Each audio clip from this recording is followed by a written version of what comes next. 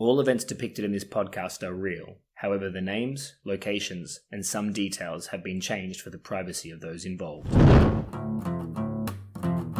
Hello and welcome to Season 1, Episode 1 of Walking on Eggshells with an Emotional Vampire, a podcast that above all things is about family. I've started recording. I'm on. I've started recording now too. I'm 7 seconds in, man. I'm doing it. 5 seconds in. I'm 3 seconds in. Now I'm in 5 seconds. 9, 10, 11. All right. Let's just talk and just see where it takes us, and we'll go from there. Let's just go. Ellie, Aria, and I have been toying with the idea of putting together a podcast for a while. It's not that any of us have any big ambitions to become podcasters, but when the material presented itself, a podcast seemed like the best medium to express it. It also seemed like more fun than just writing it down in a diary. Actually, I have friends that, I chat to and they're like, I love hearing your stories about your family, what's going on, No, I have the opposite reaction to that. I avoid telling my friends about this because I guess it's just too much to explain. I've always had the feeling that our family was a little unique. But all families are unique, right?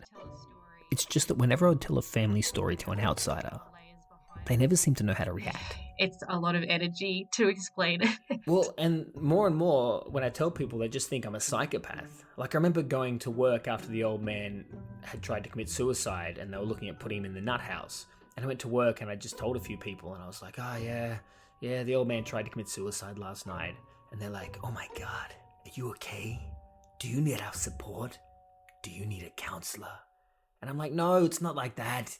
He didn't try to commit suicide. He's just a fucking idiot. And they should put him in a nut house. He belongs in there. And then I could see them all looking at me, judging me. And they're like, oh my God, this is a terrible person. How could anyone feel that way about their poor suicidal father? Yeah, and you're like, I'm just having a bitch. Like, seriously, these people are fucking crazy. Exactly. And that's the thing. That's why we need each other. That's why we have our group chats and go. The three of us have always been good at keeping in contact. But more and more, our weekly sibling group chat feels more like therapy than just a catch-up. And I think initially when we first kind of started talking about all of this stuff, I think we all felt a little bit alone because, all these things had been happening and you couldn't really talk to anybody about it. And it was kind of how we were raised as well. We were raised to not talk about family business, even to each other. So it really wasn't until we had our sibling chats later on and we really started to delve into everything that happened and realize the motivations for everyone. Well, that's it. We're all got different parts of the story and we chat and then we piece it all together and then go, oh, so that's why he did that or that's why she did that. It's it's like we're little detectives because we've all got a piece of the story but we just haven't told each other, and then when we get together we're kind of like, now it's making sense. Well, as much sense as it can make. We're like fucked up family detectives. Yeah, that's how we tell it as if... So that's where we stand. Just three siblings trying to get to the bottom of things. And what's the first case for the fucked up family detectives to investigate? Well, that's easy. It's the mystery of the Big Red Undies.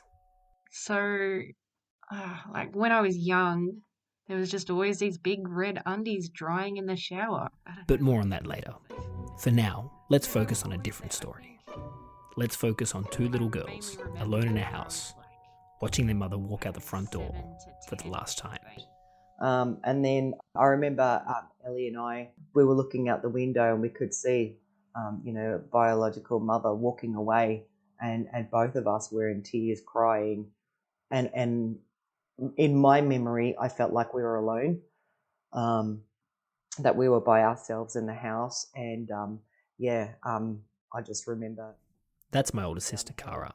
And this harrowing tale is one of her earliest memories. Why she walked away, why she wasn't there. Years later, I asked Dad and he said that apparently, and I don't know how true this story is, but apparently she went to jail, the biological mother. And all of this happened before Aria and I were born, and thankfully, Ellie was too young to remember the day that her biological mother walked out, leaving her and Cara as wards of the state. And said that we didn't have another parent, and that's how we became wards of the state. The next memory was Ellie and I were in a foster home. While Ellie doesn't remember her biological mother, she does have some memories of the foster home. And both girls remember the day that Dad came to save them. That is Dad coming to rescue us. Well, it'll always feel like a rescue to me because we're in this home and, all of a sudden Dad was there and Ellie and I were in his panel van and we were off, and that's all I remember. But I always, in my mind, Dad's always the hero because he saved us from that place. And These early memories are pretty brutal, with 2 little girls shuffled between parents and foster homes, and one parent possibly doing jail time. But neither Cara nor Ellie seemed to judge either parent too harshly for their actions, and rather chalk them up to a result of their youth. On my birth certificate, it says biological mum was 16, and I think Dad was 17, 18 or something like that. So they were only very young. Like, I mean, they'd be lucky to hold down a job and put one foot in front of the other kind of thing. Years later, Cara would meet up with her biological mother again.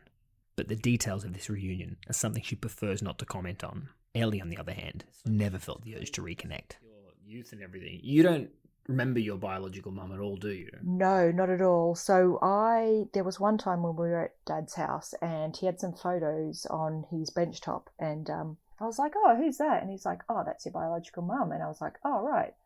And that was it. Like, I was like, oh, right. I didn't even, and I mean, I didn't recognize the person in the photo. I don't remember what she looks like. If she walked past me in the street, I have no idea.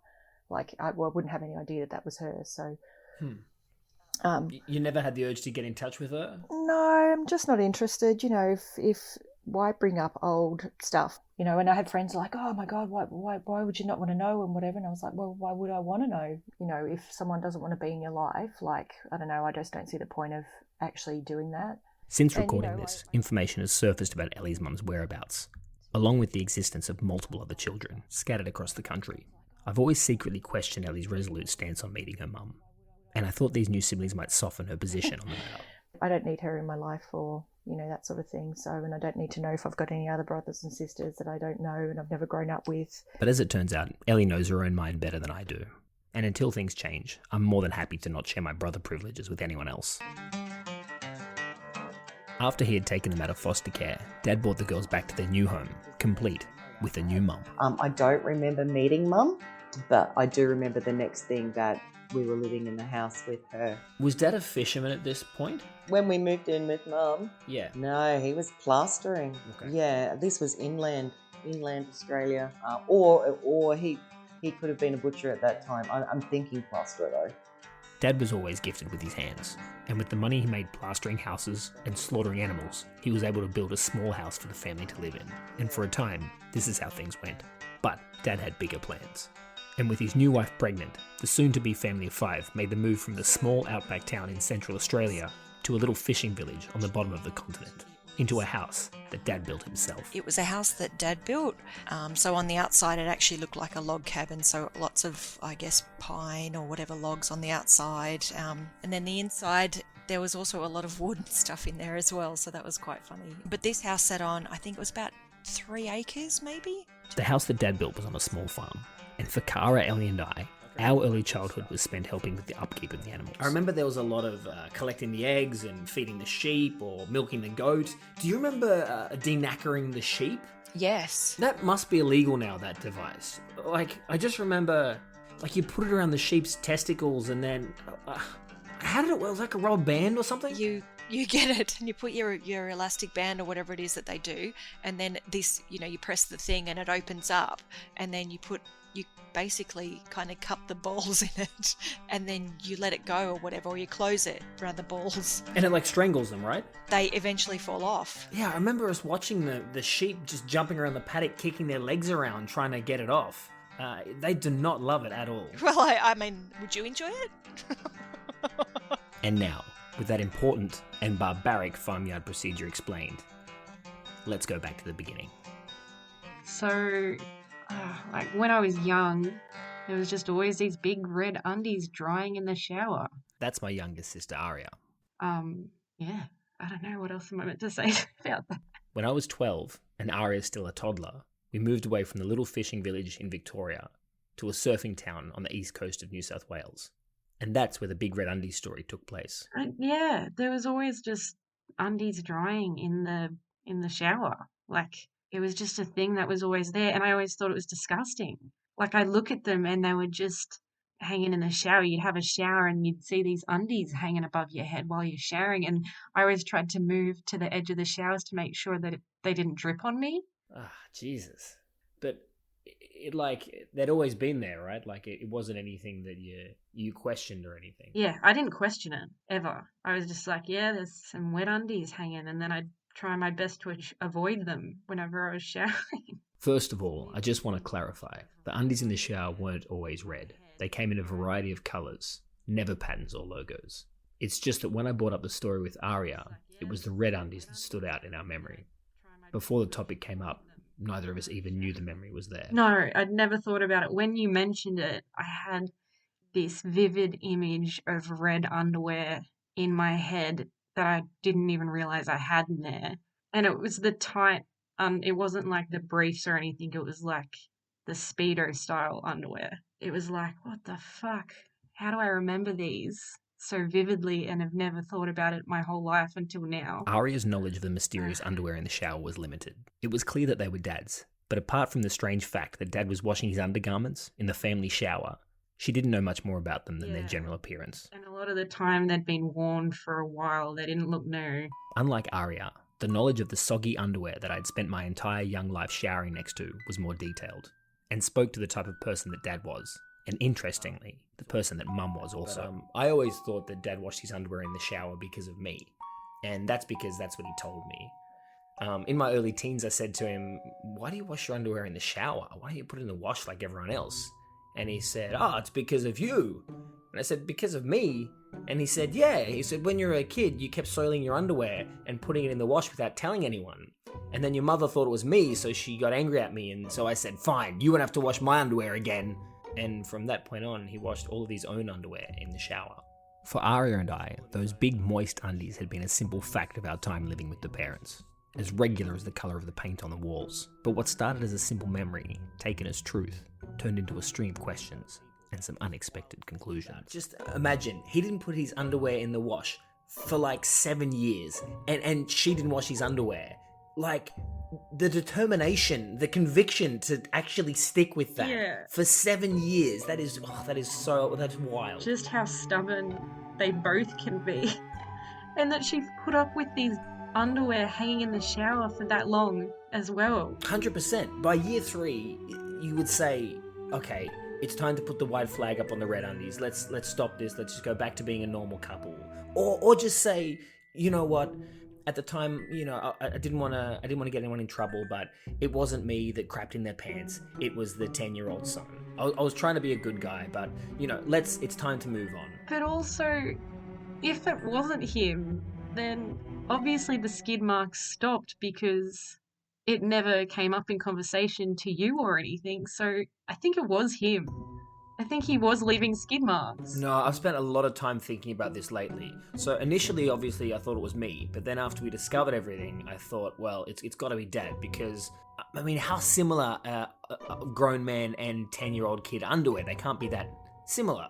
But then I thought, if Dad started washing his undies in the shower, and then I kept putting my dirty undies into the wash, then if Mum came out and said, look, you've done it again, then he would have said, no, my undies are clean and they're in the shower. Okay. But, I mean, that obviously didn't happen. Or maybe Mum is that stubborn that she did find the undies in there, but then she just hid them and pretended like she didn't because she didn't want to give Dad the victory. But in the end, I don't know, like, it seems like it probably was him and he's just hiding his tracks with this whole story to me, but at the same time, I just don't know. It's impossible to tell with any certainty. Having discussed the matter at length, Aria decided to go directly to the source for answers. I asked Mum about the underwear after we'd talked about it, and she told me pretty much the same story, that she was sick and tired of finding underwear with skid marks. It had been happening for years or something, and she finally confronted him, and she said that he told her that it was you that had done it, but she would never have to wash his underwear again. Wait, I always thought that Dad somehow took the rap for this to protect me, but you're saying that So he basically just straight away said, well, it's not me, it's Lucas. Yeah. And then what, Mum just didn't believe him? Like, how does that work? She's just like, no, it's you, it's not him. I know you shit your pants every night, you filthy animal. Hang on a second. So that means that even after he said that it was me, she didn't believe him. That's the whole conversation was with her, because she was so disturbed that I'd asked about it. Yeah, but, I mean, I think that's the answer. I think it was him. He was shitting his pants. This had nothing to do with me.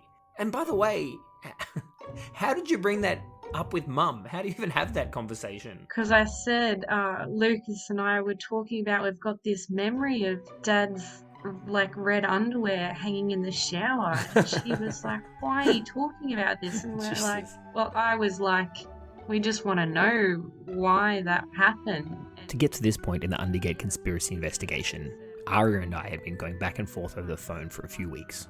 We hadn't bothered involving Ellie in the calls, because it didn't affect her. She had already moved out of home when all this began. No, I didn't see any of that.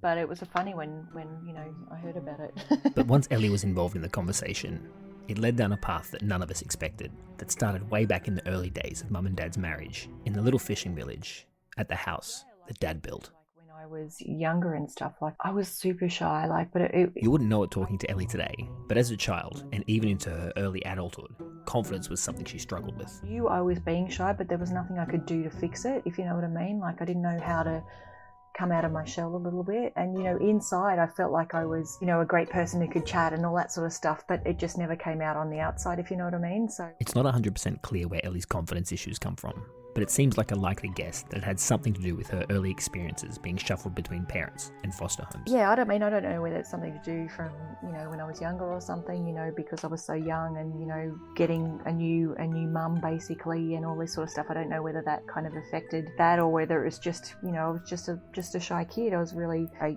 struggled with that, I guess. Having shared my childhood with Ellie, I'm well aware of her struggles with confidence. They were a sad fact of her youth, but at the same time, a big part of the reason why she grew up with the character and charisma that she has, and I wouldn't change that for anything. What I was not aware of, however, was how Ellie's confidence issues, mixed with Mum's clean underwear obsession, had collided with unthinkable results. Yeah, Mum, I guess, was a little bit obsessed with, clean underwear. I don't know. So there was a point where, because I assume this comes from childhood, there was a point where I had trouble going to the toilet, and I'd have like little skitties on my underwear. So in all Mum's wisdom and whatever, she obviously got really sick of it, like sick of seeing this. So she'd obviously been checking every time I'd put underwear in the washing or whatever, and she'd obviously been checking, and they might have been slightly dirty or something. So she kept them all, however many pairs of underwear, I don't remember exactly how many, and then she made me put one on my head and then go out into the front yard, and like most homes, I guess, have like a tap out the front of the house. Well, I guess most homes, I don't know, that house in particular did have a tap out the front. So she made me go out the front with my little bucket of undies and a scrubbing brush and some soap, I guess, and have a pair on my head and sit out the front and scrub my underwear at the front of the house, I guess, in full view of all the neighbours and everything. Not that there was many at that time, and to be honest, they probably didn't even look at me, but I don't know whether it was a thing to embarrass me so I would never do it again, or I don't know whether it was just a punishment. She was sick of seeing it, was like, right, you've got to get out there and scrub them yourself because I'm over this or whatever.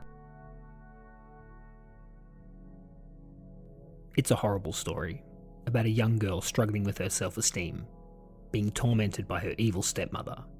And when Ellie told me, I was shaken to my core. But more than shaken, I was concerned. I was concerned that the lighthearted podcast episode I was trying to record had gone completely off the rails, and now I was stuck with content that I was totally unprepared for.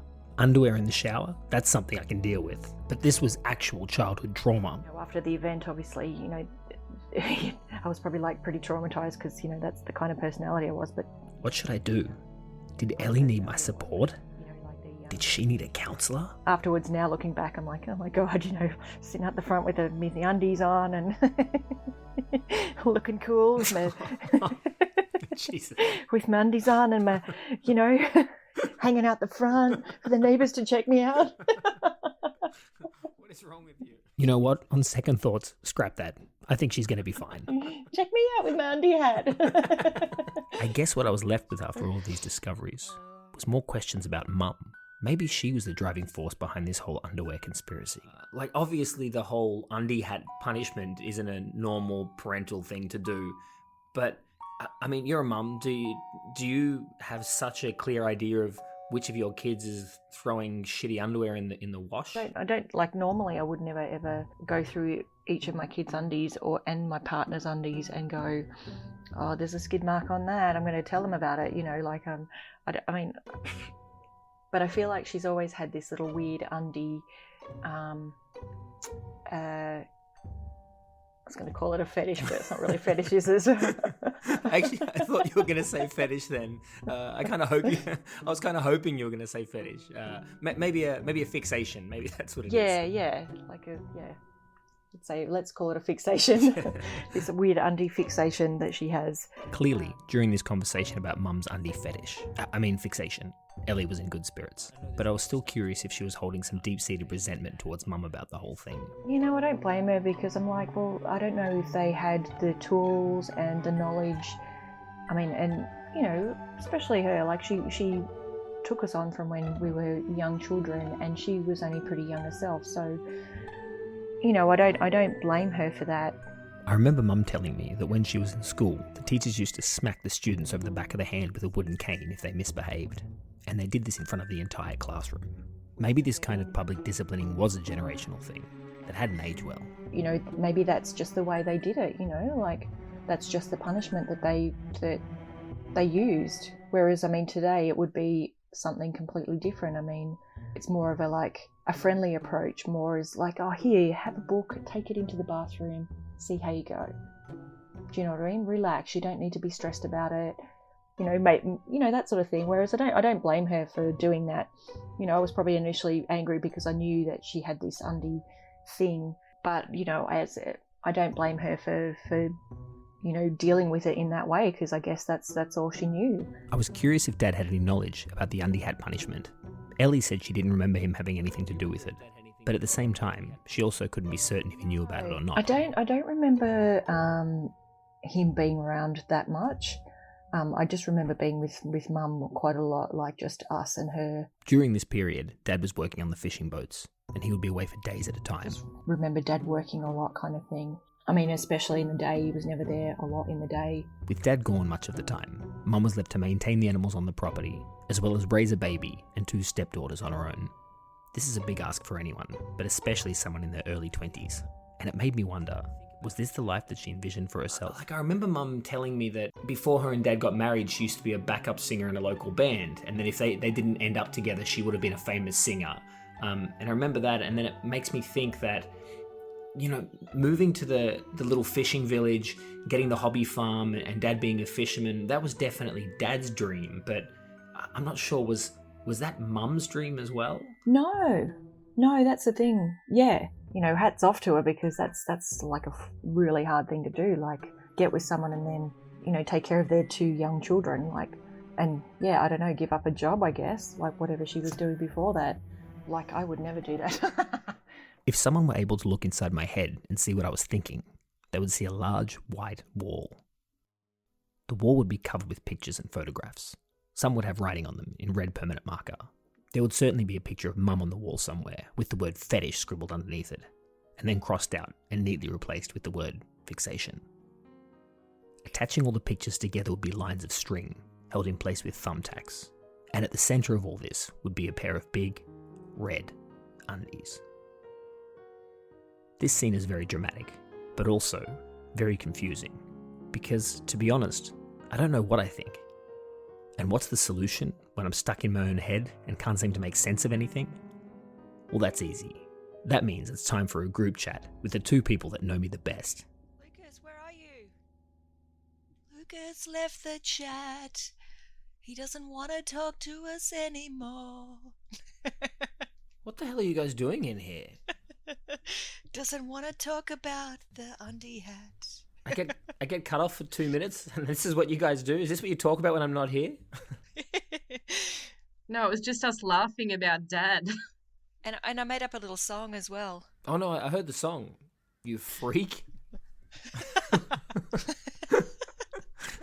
But if we're past that, I guess the first thing that I wanted to talk about was, did we think this all started with Dad shitting his pants? And I mean, do we think that Dad actually did shit his pants at all? Absolutely. 100% I think Dad shit his pants. I completely agree. Really? But because then that's a grown man who's got some sort of hygiene problems. Like, do we really think that Dad has a problem shitting his pants? Yeah, I mean, I don't think it would have been every single time because, I mean, you've got a problem if that's happening. You need to, Yeah, I don't know if that's the most obvious answer for me. Like, sure, it's possible, but is the most obvious thing that Dad had this hygiene problem and that set all these dominoes in motion?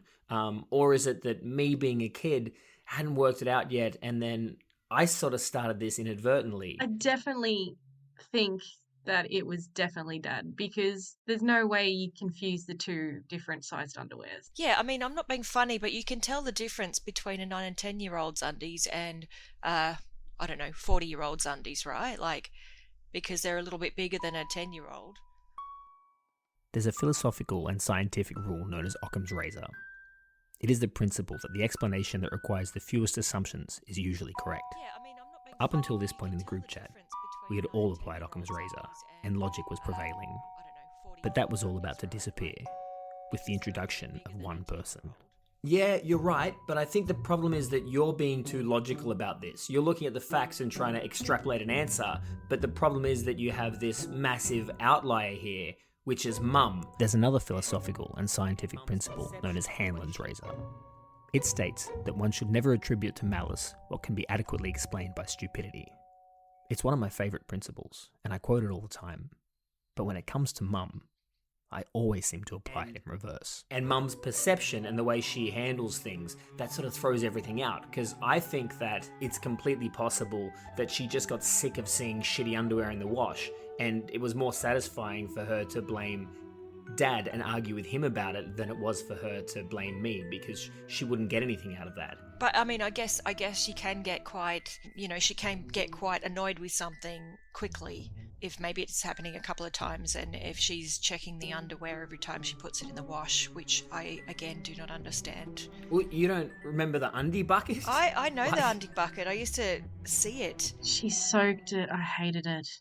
She still has it. She still has it? Yeah, I saw it when I was feeding the cat while she was away. And I was like, is she just going to leave this undie bucket in here for the week that she's away just soaking? But this is what I'm talking about. Like, I don't think that there's a need to soak underwear. And it's like she created this reason to have to check the underwear, and then got angry about checking the underwear, and then picked a fight about checking the underwear. And it's that process. That's what I sort of see. And I feel like maybe that's what set this whole thing in motion. That undie bucket, it all relates. The origins of the undie hat conspiracy, while fun to discuss, seem to be one of those what came first, the chicken or the egg scenarios, that we would never truly solve. And to be honest, finding out the instigating event didn't seem that important anyway. What seemed more important was to delve into the motivations behind the events. Because Dad has so much pride, you think about it, if he did have an accident a couple of times, and then Mum called him out, he would have overreacted as well, Maybe it happened and Dad was embarrassed. He just chucked it in the wash thinking nothing. And then when Mum caught him, it would have been so embarrassing that he immediately blamed you. But to cover his ass, he decided he was going to wash the underwear in the shower for the rest of time because he never wanted to feel that embarrassment again. Yeah, I completely think that embarrassment would have been a big motivation for Dad. He would have just went from 0 to 100 when Mum brought it up, and then that was it. It was done. And once he gives his word, Dad never backs down on his word. And so from there, the other thing that I kind of wanted to talk about was how we all feel about this undie hat punishment.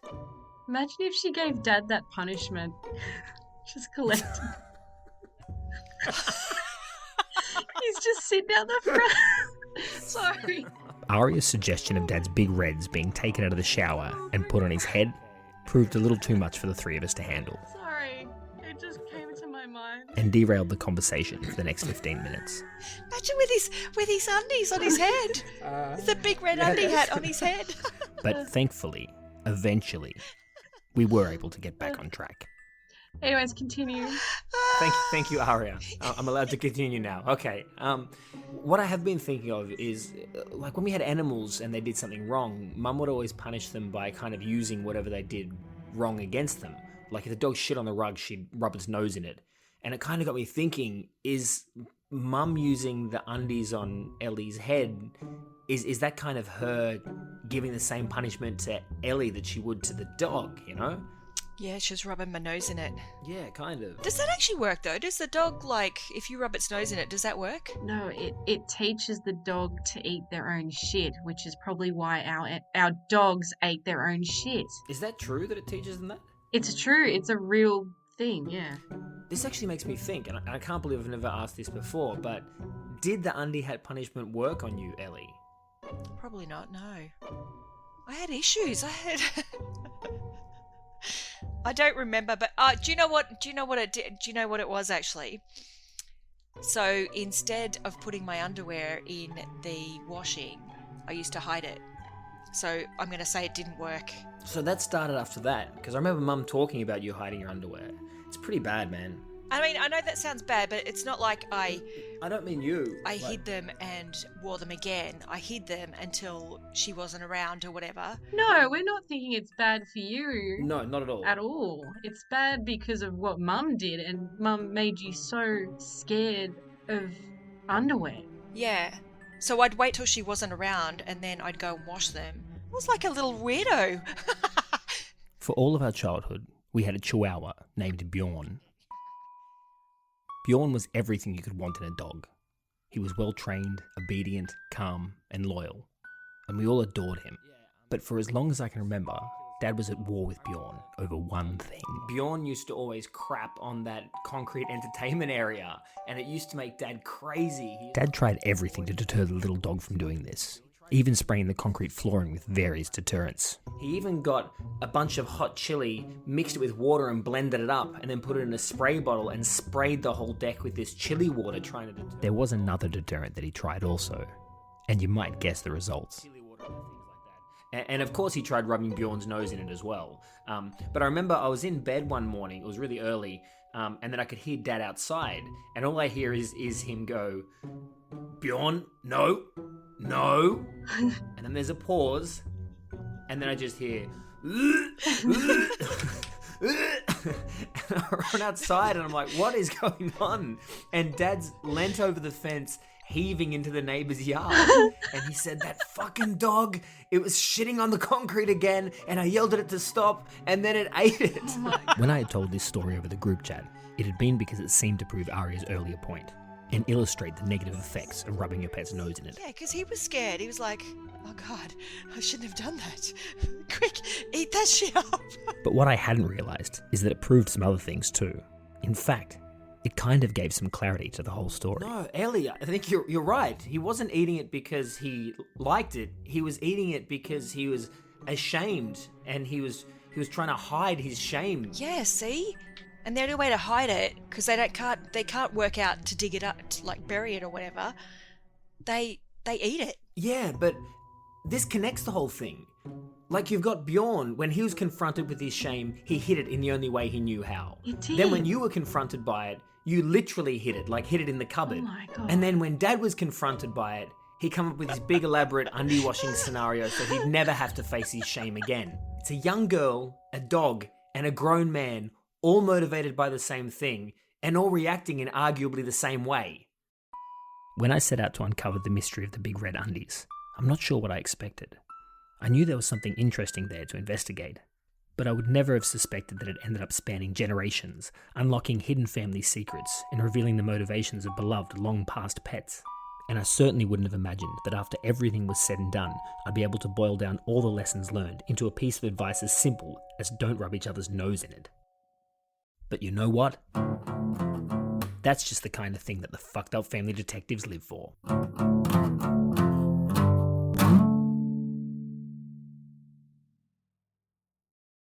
Coming up next time, we take a closer look at the charismatic patriarch that is our father.